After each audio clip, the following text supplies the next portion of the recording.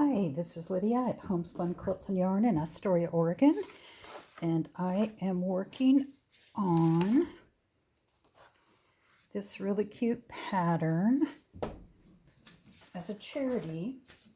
It's called Heartstrings, and it will end up 82 by 82, but so I'm reading through the instructions. I'm thinking about this because there isn't always one way to do things. So when I'm looking at this, she's asking us to cut, I believe it's 74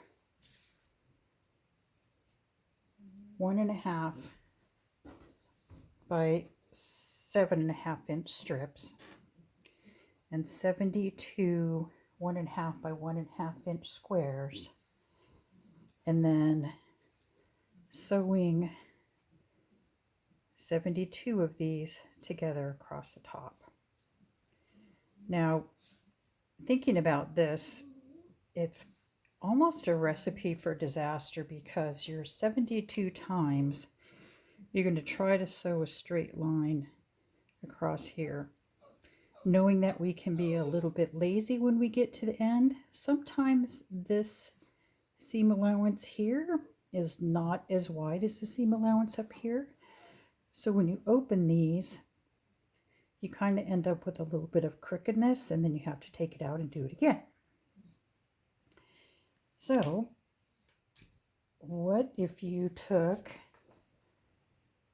a strip of fabric of your background, made it 7.5 inches long, and took a 1.5 inch wide strip and sewed it on the top, and then subcut your pieces from there?